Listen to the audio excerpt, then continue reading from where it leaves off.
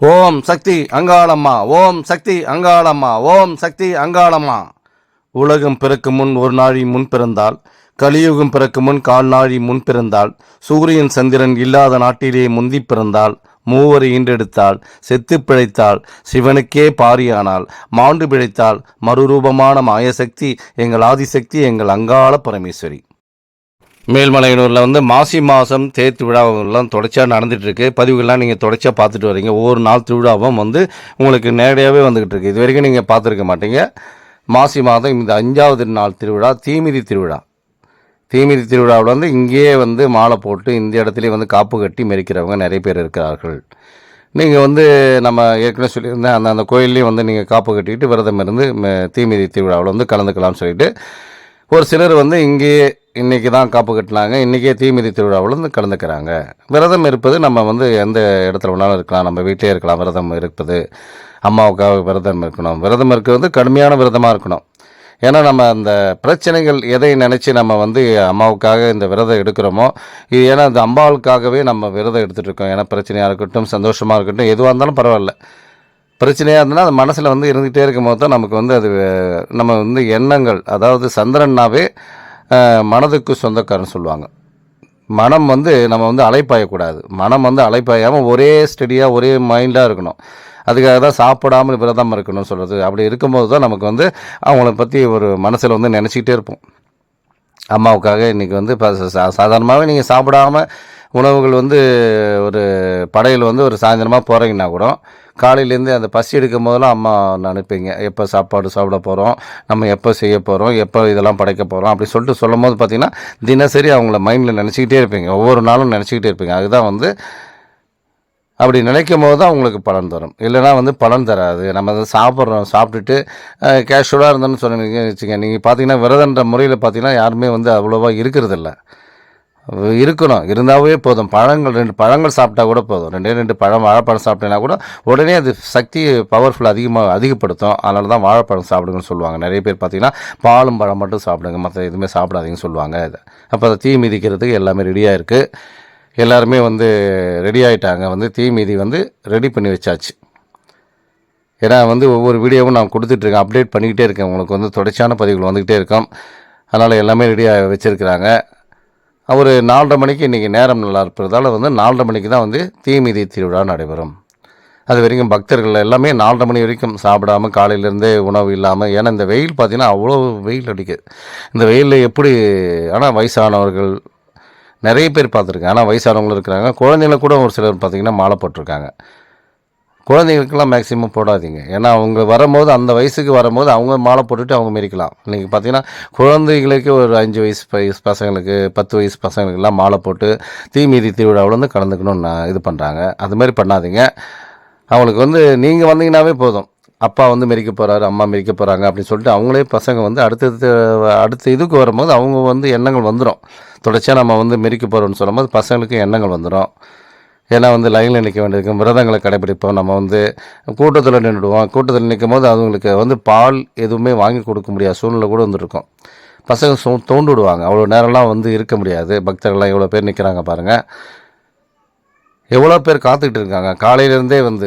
அதுதான் நான் காலையிலேருந்தே போட்டேன். பார்த்திங்கன்னா அதே மாதிரி இப்போ ரெடி ஆகிட்டுருக்கு. 4:30 மணிக்கு தீமிதி திருவிழா நடைபெறும். அதுக்காக எல்லாருமே லைனில் நின்றுட்டுருக்காங்க. இதேமாதிரி காலையிலேருந்தே 10 மணிலேருந்தே நின்றுட்டுருக்காங்க உள்ளார. அப்போ தண்ணி இல்லாமல், ஆகாரம் இல்லாமல், அதாவது வெளியே கூட போக முடியாது, அந்த மாதிரி இருக்கும். அந்த மாதிரி இருந்தால் தான் நல்லது. நமக்கு எந்த அளவுக்கு மனநிலை நம்ம ஒருமுகப்படுத்தி, அம்மா இந்த மாதிரி நான் இந்த வேதனைக்காக நான் வந்திருக்கிறேன், இந்த கஷ்டங்களை எனக்கு தீரணும் அப்படின்னு சொல்லிட்டு மைண்டில் நினச்சபடியே இருக்கணும். சொல்லிக்கிட்டே இருக்கணும். சொல்ல தான் நமக்கு தீர்வு கிடைக்கும். அம்மாக்கிட்ட அழுது புலம்புற மாதிரி இருக்கணும். நம்மளுடைய இது நம்ம அழுகுறது அம்மாவுக்கு கேட்குற மாதிரி இருக்கணும். உள்ள இருக்கிற அம்மா நம்மளை ஏறெடுத்து பார்க்குற மாதிரி இருக்கணும். அதனால தான் நாங்கள் சொல்கிறது உங்களுடைய சொல்லக்கூடிய விஷயங்களுக்கு நம்ம கரெக்டாக உட்காந்து சொல்லணும். யாருக்கிட்டையும் பேசக்கூடாது, நம்ம கதைகள் பேசக்கூடாது, பல விஷயங்களை பேசக்கூடாது. விரதங்கிறது முக்கியமான நாம் கடைபிடிக்க வேண்டிய விஷயம். அதுக்காக தான் நம்ம கொடுத்துட்ருக்கோம் விரதங்கள் இந்த மாதிரி இருங்கன்னு சொல்லிட்டு. இப்போ பாருங்கள் எந்த அளவுக்கு வண்டியில் கொக்கியை போட்டு பக்தர்கள் நேர்த்திக்கடனை எந்த அளவுக்கு சிறப்பாக செய்கிறாங்க பாருங்கள். இந்த மாதிரி வந்து பக்தியை வந்து நம்ம நேர்த்திக்கடன் வந்து தெரியப்படுத்தணும். இந்த இடத்துல வந்து அம்மாவெல்லாம் வந்து நிற்பாங்க, வந்து பார்ப்பாங்க. பக்தர்கள் எந்த மாதிரி இருக்கிறாங்க, நமக்காக வந்து இந்த அளவுக்குலாம் கஷ்டப்படுறாங்களே, மக்களுக்காக நம்ம என்ன செய்ய போகிறோம், இவங்களுக்காக நம்ம எதனா ஒரு தீர்வு கொடுக்கணும்னு சொல்லிட்டு நினைப்பாங்க. நிச்சயமாக அம்மா நினைப்பாங்க, இவங்களுக்கு ஏதாவது ஒரு விஷயத்துக்கு நம்ம வந்து கிளியர் பண்ணி கொடுக்கணும். அதனால தான் பக்தர்கள் இவ்வளோ பேர் கலந்துக்கிறாங்க. எல்லாம் சாதாரணமாக இந்த இந்த அளவுக்கு வரமாட்டாங்க கூட்டங்கள். ஏன்னா அவ்வளோ கூட்டம், நிறைய கூட்டங்கள் இருந்தது, எக்கச்சக்கமான கூட்டங்கள் பாருங்க. அவங்கெல்லாம் வந்து கொக்கி போட்டு பசங்க தான் இத்தனைக்கு பார்த்தீங்கன்னா, எல்லாமே வந்து ஒரு 25 வயசு 30 வயசு பசங்க இந்த அளவுக்கு வந்து நேர்த்திக்கடன் வந்து செலுத்துகிறாங்க. எந்த அளவுக்கு இருக்குது பாருங்கள். அப்போ வந்து பக்திகளை அதிகப்படுத்திட்டோம் மக்கள் மத்தியில். இன்றைக்கி வந்து பக்தியை அதிகப்படுத்தும் போது தான் நல்ல விஷயங்கள்லாம் நடக்கும்னு தெரிவித்து எல்லாருக்குமே தெரியுது. அதனால தான் இந்த இடத்த வந்து பக்தியை அதிகப்படுத்திருக்கோம். நிறைய பேர் வந்து பக்தியோடு வந்திருப்பீங்க, பக்தியோடு தான் இருக்கணும்னு நினச்சிட்டு வந்திருப்பீங்க. பலன் நமக்கு கிடைக்கணும், மலையனூர் வந்தால் நமக்கு வந்து பலன் கிடைக்குன்ற ஒரு நம்பிக்கையோடு வந்திருப்பீங்க. அதே மாதிரி நம்ம பார்க்க வந்தவங்களுக்கும் நம்பிக்கை நிச்சயமாக உங்களுக்கும் ஏற்பட்டிருக்கும். ஏன்னா வந்து இந்த அளவுக்கு நடத்துகிறாங்களா, நான் புதுசாக இப்போ தான் வந்துட்டுருக்கேன், இந்த கோயிலே எனக்கு தெரியாது, நான் புதுசாக வந்தோடனே பார்த்தீங்கன்னா இவ்வளோ பேர் இந்த மாதிரி நிற்கிறாங்களா, தீ மிதிக்கிறது. அப்போ எவ்வளோ பெரிய சக்தி இருக்குது இந்த இடத்துல. அப்போ முதல் சக்தி பீடங்கிறது உண்மை தான். அப்போ தான், அதனால தான் இவ்வளோ மக்கள் வந்திருக்காங்க. இல்லைனா மக்கள் வந்து இவ்வளோ வர்றதுக்கு வாய்ப்பு இல்லை. இன்றைக்கி சின்ன சின்ன கிராமங்களாக இருந்தாலும் சிறப்பாக அங்காளம்மன் கோயிலில் எல்லாமே நடத்துகிறாங்க அந்த பூசாரிகள். ஏன்னா அந்த அந்த பூஜைகள் செய்யக்கூடிய அந்த அளவுக்கு செய்கிறாங்க. அதேமாதிரி பார்த்திங்கன்னா ஒரு சிலர் வந்து வெள்ளிக்கிழமை பூஜைகள் வழிபாடு பார்த்திங்கன்னா எல்லா நாளும் பூஜைகள்ன்றது சிறப்பாக செஞ்சிட்ருக்காங்க. வீட்டில் வந்து செய்கிறவங்கெல்லாம் பார்த்திங்கன்னா அது செய்யும் போது என்ன ஆகுதுன்னா வந்து அவங்களுக்கு வந்து அருள் கிடைக்கும். அவங்க சொன்னாவே வாக்கு பலிதமாகும். நீங்கள் நிறைய உங்களுக்கே தெரியாத ஒரு சில விஷயங்கள்லாம் இருக்குது.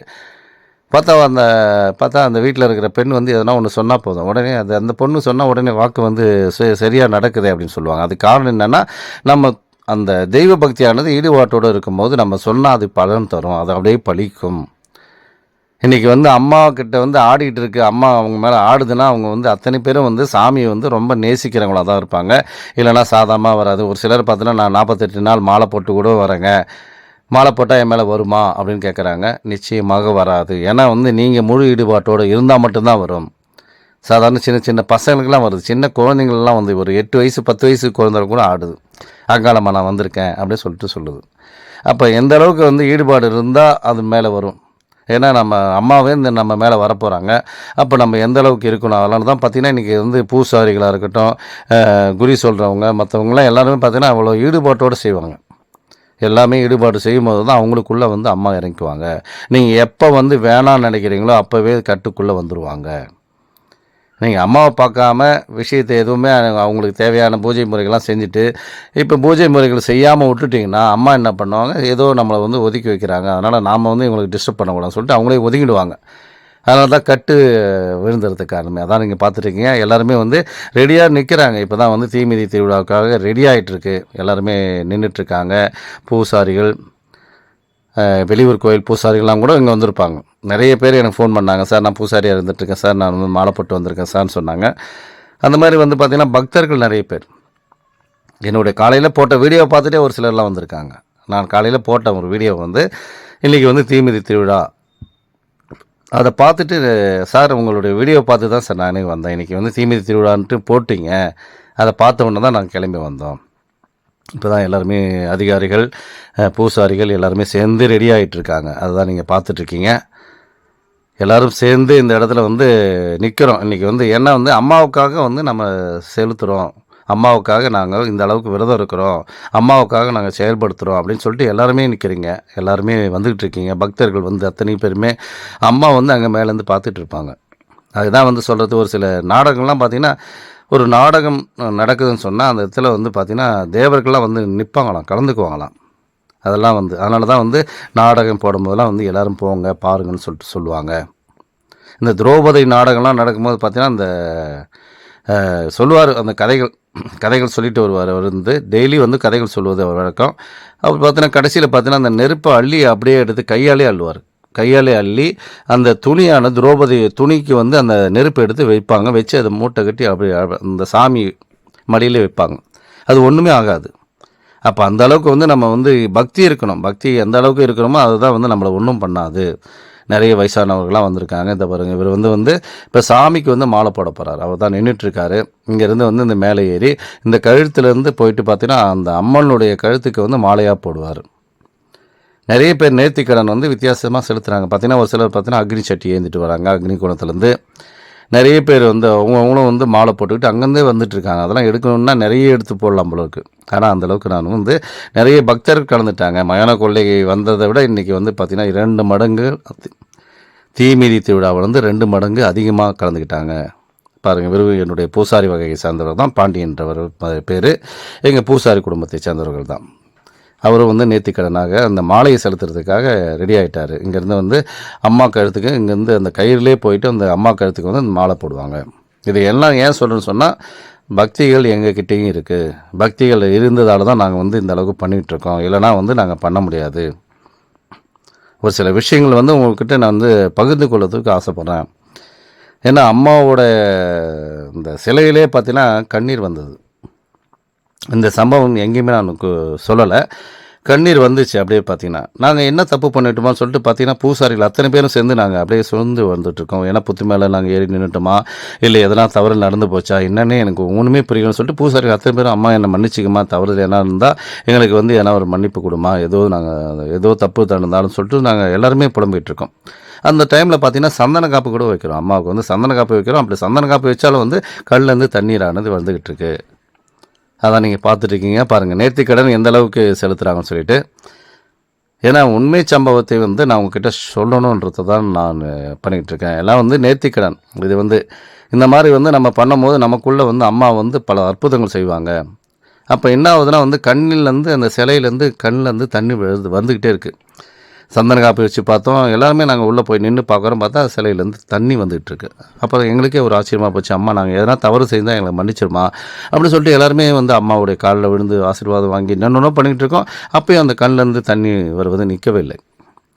உடனே இதுக்கு என்ன காரணம்னு சொல்லிட்டு அப்புறம் யோசனை பண்ணி பார்த்தோம். அம்மாக்கிட்ட வந்து கேட்டோம். கேட்கும்போது பார்த்தீங்கன்னா தங்கினது தாயின்னு சொன்னாங்க இல்லையா, அந்த தாயின் ஒரு தங்கின இடத்துல வந்து நாங்கள் வருஷத்துக்கு ஒரு தடவை வந்து பூஜைகள் செய்வது அதிகம். வருஷத்துக்கு ஒரு தடவை அங்கே போய் பூஜைகள் செஞ்சுட்டு வருவோம். அங்கே வந்து பம்போடுக்கு வச்சு அம்மாவை ஆடி பாடி சந்தோஷப்படுத்தி அங்கேருந்து ஊருக்கு இட்டுன்னு வருவோம். அது என்ன ஆச்சுன்னா வந்து சீக்கிரமாக அந்த பம்பை அடிச்சுட்டு என்ன பண்ணாங்க, சீக்கிரமாகவே இட்டுன்னு வந்துட்டாங்க. அங்கே அதிக நேரம் வந்து பம்பை வாசிக்கலை. அப்போ வந்து இடையில் வந்து என்னாச்சுன்னா அவங்க பாட்டு இட்டுன்னு வந்துட்ட பிறகு தான் அதுக்கப்புறம் சொல்கிறாங்க, என்னை வந்து சரியாக வாசிக்கலை. அங்கே வந்து நின்று வந்து எனக்கு பம்படித்து நிறைய கேட்பாங்க, மழை வருமானு கேட்பாங்க, நாட்டு மக்கள் எப்படி இருக்கிறாங்க, நல்லா இருப்பாங்களான்னு எல்லாத்தையுமே கேட்பாங்க. இவங்களுடைய பூசாரி வகைகளை சார்ந்தவர்கள் தான் அவங்க அத்தனை பேருமே சேர்ந்து இந்த சாமியை வந்து தள்ளிட்டு வந்துட்டுருக்காங்க. அப்புறம் தான் சொன்னாங்க, இதுமாரிம்மா எனக்கு வந்து சரியாக வர்ணிப்பு பண்ணலை, என்னை வந்து சரியாக கவனிக்கலை அப்படின்னு சொல்லும் போது தான், அம்மா தவறு செய்திருந்தால் எங்களை மன்னிச்சிக்கம்மா அப்படின்னு சொல்லிட்டு எல்லாருமே காலில் விழுந்து ஆசீர்வாதம் அவங்ககிட்ட வந்து வாங்கினோம். அம்மாவே ஆடி சொல்லிச்சு இந்த மாதிரி இருந்தது அப்படின்னு சொல்லிட்டு, ஓகேம்மா எங்களை இதுக்கு மேலே இந்த தவறுதல் நடக்காது அப்படின்னு சொல்லி அதுக்கப்புறமேட்டு அம்மா வந்து சாந்தமானாங்க. சாந்தமானவங்க தான் அந்த கண்ணீரானது நின்றுது. பாருங்கள் நேர்த்திக்கடன் எந்த அளவுக்கு வந்து செலுத்துகிறார் பாருங்கள். அவரை வந்து ஃபுல்லாக வந்து வேலை குத்திக்கிட்டு வந்து இவங்கெல்லாம் மேல்மலையனூர் சேர்ந்தவங்க தான். மேல்மலையனூர் பக்கத்தூர்லேருந்து வந்திருக்காங்க. இவங்க வந்து இங்கே எலுமிச்சம்பழம்லாம் சுற்றி போடுவாங்க, நீங்கள் பார்த்துருப்பீங்க. இவங்க வந்து ஒரு வாசப்படியிலேருந்து, ஏன்னா அவங்களும் வந்து அவங்களுடைய பங்களிப்பு இருக்குன்னு சொல்லிட்டு பார்த்தீங்கன்னா மயான கொள்ளையிலையும் அவங்களுடைய பங்களிப்பு இருக்கும். இதேமாரி எல்லா விஷயத்துக்கும் அவங்களுடைய பங்களிப்பு இருக்கும். அதுதான் தீமிதி திருவிழாவில் வந்து கலந்துக்கிட்டாங்க. அவங்கள தான் நான் பேட்டி எடுத்து பார்த்துட்ருக்கேன். அதை தான் நீங்கள் பார்த்துட்ருக்கீங்க. எதுக்கு நான் சொல்கிறேன்னு சொன்னால், எல்லாருமே வந்து எந்த அளவுக்கு சந்தோஷமாக செய்கிறாங்க பாருங்கள். ஏன்னா சந்தோஷமாக நம்ம வந்து செய்யணும். கஷ்டங்களுக்காக வந்திருக்கிறோம். இன்றைக்கி வந்து அம்மாவுக்காக சிறப்பாக செய்யணும். இது அம்மா வந்து பார்ப்பாங்க, நேரடியாகவே பார்த்துட்ருக்காங்க. என்ன நடக்குது, ஏது நடக்குது, மக்கள் ஏன் இந்த மாதிரி வந்து நேர்த்திக்கடன் செலுத்துகிறாங்க, இவங்களுக்கு நம்ம எதனா ஒரு அற்புதங்கள் செலுத்தணும் அப்படிங்கிறது அம்மாவுக்கு தெரியும். அதுதான் வந்து சந்திரன் வளர்வதும் தேய்வதுமாக இருக்கிறது. அதான் வாழ்க்கைங்கிறது நமக்கு வளருவதும் தேய்வதுமாக இருக்கும். அம்மா நினச்சாங்கன்னா நம்ம ஒரே டைமில் வந்து நம்மளை தூக்கி விட்டுருவாங்க. அதான் எங்களுடைய மேல்மலையனூர் சேர்ந்தவங்க. இவங்க கையால் வந்து எலுமிச்சம்பழம்லாம் சுற்றி போட்டுட்டு போங்க, அற்புதமாக இருக்கும். அவங்கக்கிட்ட வந்து ஆசீர்வாதம் வாங்குங்க. ஏன்னா அவங்க அர்த்தநாரீஸ்வரோடைய அம்சம், சிவன் சக்தியை சேர்ந்த ஒரு அம்சமாக இருக்கிறாங்க. இவங்க இந்த இடத்துல இருந்துகிட்ருக்காங்க. எலுமிச்சம்பழம் சுற்றி போடுவாங்க. உங்களுக்கு தேவையானது பூசணிக்காவிலேருந்து எல்லாமே செஞ்சு அவங்களுக்கு உண்டானது விஷயங்கள் அத்தனையுமே கொடுத்துட்ருக்காங்க. இவங்க இந்த ஊர்லேயே இருந்துகிட்ருக்காங்க. இதெல்லாம் வந்து எங்களுக்கு வந்து மேல்மலையனூரில் வந்து இருக்கிறது எங்களுக்கு ஒரு சிறப்பாக இருக்குது. ஏன்னா வந்து பூசாரிகளும் நாங்கள் இருந்துகிட்ருக்கோம். பூசாரிகள் பல பேர் இருந்து சுற்றி போட்டுட்ருக்கோம், பல வேலைகள் செஞ்சுட்ருக்கோம், கழிப்பு எடுக்கிறது வந்து மற்ற வேலைகள்லாம் பண்ணிகிட்ருக்கோம். இவங்களும் கூட இருந்து எங்களுக்கு வந்து இந்த கோயிலுக்கு வந்து அர்ப்பணித்து பல வேலைகள் செஞ்சிட்ருக்காங்க, இங்கேயே இருந்துகிட்ருக்காங்க. அதனால் வந்து இவங்ககிட்டையும் பாருங்கள் எவ்வளோ சந்தோஷப்படுத்துகிறாங்க, இப்போ சந்தோஷமாக இருக்கிறாங்க. இப்போ தீமிதி திருவிழா முடிஞ்சிச்சுன்னா என்ன பண்ணுவாங்க, நேராக வந்து அம்பாள் கோயிலுக்கே உள்ளே விட்டுருவாங்க. அவங்க மட்டும் நேரடியாக உள்ளே போய் அம்பாவை வந்து தரிசனம் பார்க்க முடியும். அப்போ தான் நான் சொன்னேன் பார்த்தீங்களா, அம்மா வந்து உங்களை நேரடியாக அழைக்கிறாங்க, பார்க்க முடியும். மற்றவங்க யாருமே கலந்துக்கிறவங்க, மற்றவங்க யாருமே வந்து உள்ளே வர முடியாது. யார் மாலை போட்டு நெருப்பு மெரிச்சிட்டு வராங்களோ அவங்க நேரடியாக போய் அம்மா மூலஸ்தானத்தில் நேரடியாக பார்க்கலாம். இந்த அற்புதமான விஷயம் யாருக்கு கிடைச்சிருக்கு? யாருக்குமே கிடைக்காத வாய்ப்பு. ஏன்னா நம்ம லைன் கட்டி 4 மணி நேரம் 3 மணி நேரம் நின்று இருப்போம். இன்றைக்கி பார்த்தீங்கன்னா அவங்க அந்த நேர்த்திக்கடன் முடிஞ்ச உடனே பார்த்தா நேராக போய் அம்மாவை வந்து சந்திக்கிறாங்க. அதுக்கு சந்திக்கிற வாய்ப்பை வந்து நிர்வாகம் நாங்கள் வந்து அவங்களுக்கு செஞ்சு கொடுத்துட்ருக்கோம். அதுதான் வந்து காவல்துறைகள்லாம் வந்து எங்களுக்கு முழு சப்போர்ட் பண்ணுறாங்க. எல்லா மாவட்டத்துலேயும் வந்து இந்த காவல்துறையானது 13 நாளும் தேர்திருவிழா நடக்கிறதால எல்லா மாவட்டத்துலேயும் இவங்க வந்திருப்பாங்க. அவங்களும் வந்து பாதுகாப்பு. எதுக்கு சொல்கிறேன்னு சொன்னால், தீ மிதி முடிஞ்சு என்ன பண்ணுறாங்க, உள்ளே வந்தால் நேரடியாக உள்ளே போய் டைரெக்டாக அவங்க சாமி தரிசனம் பார்க்க முடியும். அப்போ சாமியே பார்த்த மாதிரி தானே, அதுக்காக தான் சொல்கிறேன். நேர்த்திக்கடன்றது அவங்க தான். அதனால் அவங்க பார்த்துட்ருக்காங்க. பக்தர்கள் வந்து உங்களுக்கு வந்து அவங்க காட்சி கொடுத்துக்கு ரெடி ஆகிட்டாங்க, நீங்கள் அவங்கள போய் பார்க்குறதுக்கு போகிறீங்க. அதுதான் நிறைய பேர் பார்த்தீங்கன்னா நடைப்பயணம் வருவாங்க. ரொம்ப நாளாக பார்த்தா நடைப்பயணமாக வந்துட்டுருப்பாங்க. அங்கே வரும்போது கேட்டவுடனே உள்ளே போயிடுவாங்க. நானே நிறைய தடவை பார்த்துருக்கேன். அவங்க நடைப்பயணம் வந்து வர்றவங்களுக்கு வந்து அம்மா வந்து வழி விட்டுருவாங்க. யார் அங்கே கேட்டில் இருந்தாலும் வாட்ச்மேன் இருந்தாலும் சரி, ஒன்றுமே சொல்ல மாட்டாங்க, நேராக உள்ளே போயிடுவாங்க. என்ன காரணம் சொன்னால், அம்மாவுக்கு அவங்களுக்கு உள்ள தொடர்பு இருக்குது. எந்த அளவுக்கு நம்ம வந்து நேசிக்கிறோமோ அம்மா வந்து அவங்களே இட்டுக்குவாங்க. அது எந்த டைமில் நீங்கள் சும்மா சொன்னால் கூட போதும், நான் நடைபயணமாக வந்துட்டுருக்கேன் அப்படின்னு சொல்லும் போதே உள்ளே அனுப்பிச்சிடுவாங்க. எல்லா கோயிலையும் நீங்கள் பார்த்துருக்கலாம். இதெல்லாம் வந்து உங்களுக்கு தெரியாத விஷயங்கள். எதுக்கு சொல்கிறேன்னு சொன்னால், நம்ம நேர்த்திக்கடன் அந்தளவுக்கு வந்து சிறப்பாக இருக்கணும். அதுதான் வந்து அம்பாளுக்கு வந்து தீமிதி முடிச்சுட்டு எல்லாமே உள்ளே வராங்க. கிட்டத்தட்ட எக்கச்சக்கமான நபர்கள் பார்த்திங்கன்னா, இந்த 4:30 மணிலேருந்து நைட்டு 9, 10 மணி வரைக்கும் வந்து மக்கள் அத்தனை பேரும் வந்து தீ மிதித்தவங்க அத்தனை பேருக்கும் வந்து சாமி வந்து காட்சி கொடுக்கும். அதை வந்து எல்லாருமே பார்க்கலாம். அதுதான் உள்ளே போய் பார்த்துட்ருக்காங்க. அதான் நடந்துகிட்ருக்கிற விஷயங்கள் தான். அதனால் வந்து பக்தர்கள் வந்து உங்களுடைய நேர்த்திக்கடனை அதிகப்படுத்துங்க, மௌனமாக இருங்க. நம்ம நினச்சி அம்மாக்கிட்ட வந்து கிட்ட நெருங்கணும்னு நினைங்க. நிச்சயமாக நீங்கள் கிட்ட நெருங்க அவங்க உங்கள் கிட்ட வருவாங்க. நீங்கள் எப்போ மனதாரம் வேண்டியிருங்களோ அப்போவே வந்து உங்கள் கிட்ட வருவாங்க. அதுதான் தீமிதி திருவிழா முடிந்து விட்டது. முடிஞ்சு உள்ளே வந்துட்டுருக்காங்க. எல்லாமே சாமி தரிசனம் பார்க்குறதுக்காக வந்துட்டுருக்காங்க. எதுக்கு சொல்கிறேன்னு சொன்னால், உங்களுக்கு வந்து அந்த பக்தியை அதிகப்படுத்தணும். பக்தியை அதிகப்படுத்தும் போது நமக்குள்ளே வந்து நல்ல நல்ல மாற்றங்கள் ஏற்படும். நிறைய விஷயங்கள் உங்கள் கூட வந்து நம்ம வந்து ஷேர் பண்ணிகிட்ருக்கேன். இன்றைக்கி நான் படித்து இந்த அளவுக்கு ஒரு சில விஷயங்கள்லாம் கற்றுருக்கேன்னு சொன்னால் அம்மாவை தான் காரணம். எனக்கு வந்து அம்மாவை வந்து ரொம்ப பிடிக்கும். ஏன்னா நான் வந்து முடிவு பண்ணுறதே வந்து அம்மாவை வச்சு தான் முடிவு பண்ணுவேன். அம்மா நீ எந்த முடிவு சொன்னாலும் சரி, அதுக்கு நான் கட்டுப்படுறேன். எனக்கு நல்ல நல்ல விஷயங்களை நீயே கற்றுக் கொடு, எனக்கு குருவாக இருந்து நீ தான் தெளிவுபடுத்தணும்னு சொல்லுவேன். அம்மாவே எனக்கு குருவாக இருக்கிறாங்க. அதனால தான் நான் உங்கள்கிட்டே பேசிகிட்ருக்கேன். நீங்கள் நிறைய பேர் ஃபோன் பண்ணுறீங்க, அத்தனை விஷயங்களும் நான் சொல்கிறேன். அமாவாசை எப்போ வருது சார் எந்த டைமில் சார் வருது, கூட்டம் இருக்குது, எந்த டைமில் வந்தால் சார் சாமி பார்க்கலாம், நிறைய பேர் ஃபோன் பண்ணி கேட்குறீங்க. என்னை பயன்படுத்தும் போது நிச்சயமாக அதுக்குண்டான பதில்களை நான் கொடுத்துக்கிட்டே இருப்பேன். ஏன்னா அம்மா வந்து ஆணை என்னென்னா, இந்த மாதிரி தெரியாமல் இருக்கிறாங்க. 2 பட்டு வந்துடும். அமாவாசை வந்து 2 பட்டு வரும்போது என்றைக்கு வரதுனே தெரியாது. ஐயோ நான் வந்துட்டு நேற்றே வந்துட்டேனே, நாளைக்குன்னு சொல்கிறாங்களே, இல்லை நாளைக்குன்னு சொல்கிறாங்கன்னு பார்த்தா ஒரு நாள் முன்கூட்டியே வந்துடுவாங்க. இல்லைனா அமாவாசை முடிஞ்சு வருவாங்க. ஏன்னா அந்த 2 பட்டு வரும்போது அமாவாசை வந்து குழப்பமாகிடும். ஏன்னா பௌர்ணமி குழப்பம் கிடையாது. ஏன்னா பௌர்ணமி ஆரம்பிக்கும் போதே அவங்க வந்து கிரிவலம் சுற்ற ஆரம்பிச்சிடலாம். அதேமாதிரி முடியும் போதுக்குள்ளே கிரிவலம் சுற்றலாம். ஆனால் இங்கே அப்படி கிடையாது. அமாவாசை என்பது நம்ம எதுக்காக செய்கிறோன்னு சொன்னால், அமாவாசை ஊஞ்சல் தாளாட்டி ஏறுறாங்கனாவே அமாவாசை முடிஞ்ச டைம் தான் கணக்கு. அதை நீங்கள் நினச்சிக்கணும், மைண்டில் வச்சுக்கணும். அப்போ அமாவாசை எப்போ முடியுதுன்னு பாருங்கள். அது 2 மணிக்கு முடிஞ்சாலும் அன்றைக்கி நைட்டு தான் கணக்கு.